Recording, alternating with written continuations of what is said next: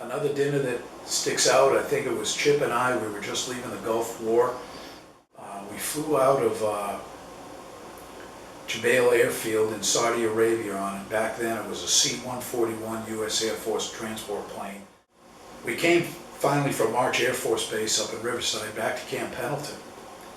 And at that period of time, Camp Pendleton was commanded by Brigadier General Michael Neal. And General Neal had the base under his charge. And at that time, we were one of the first units coming home.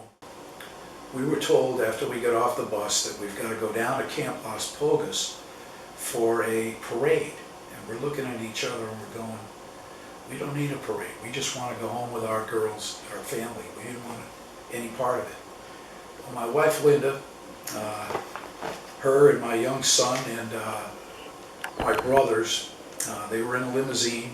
They had Guinness cooler and a cooler of Guinness and a bottle of Jameson there to welcome me home. And Chip and his wife, and Zaid was, Chip's wife was there as well. And we got funneled down to another parade deck for this parade. And lo and behold, we were put in a formation and we were told we're going to have a welcome home parade by the commanding general. And we're going, look at, why? We just want to go home. Well, lo and behold, all of a sudden here comes a young lieutenant running up to the formation, and he's looking for, that time, Sergeant Dykes, and or Staff Sergeant Dykes, and might have been Gunny O'Connell at the time. And he said, the general wants to see you two.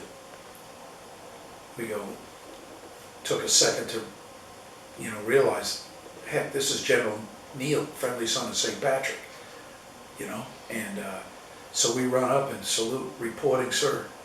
And he says, I just wanted to welcome you two home. He says, because when I came home, no one shook my hand, people spit on me and called me a pig. So I wanted to make sure every Marine that came home on these planes was welcomed home.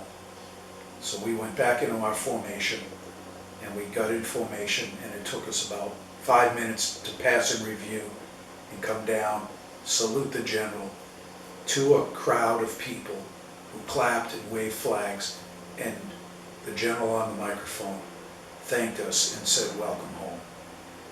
That sticks out, and I'll never forget it. And I understand it. I didn't understand it at the time, because I was just pretty much hell-bent on coming home and going home. But what General Neal implied with me, I'll never forget for the rest of my life. There was a whole generation of young men who were mistreated upon their return home, and many of them were friendly sons of St. Patrick.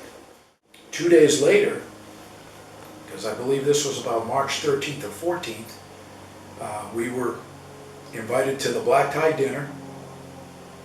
We showed up in our dress blues. Chip, myself, I think Mark was still over in the Gulf in Kuwait or Saudi Arabia. He may have been with us.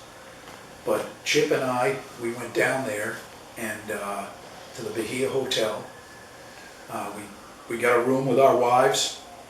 Chip had a room with his wife. I had a room. We had a whole bunch of Marines at a table. The sons hosted us. And you couldn't even put food on the table because there were so many beer bottles. The servers had to clear away the place settings because the table was just covered with beer bottles from people bringing them over to us, friendly sons and guests, and hugging us and thanking us. And I have to tell you, having not had any alcohol for quite a few months, we had a hell of a good time that night. That, I think, was about, that would have been in March of 1991 is when that happened. And by golly, we marched to the parade the next day.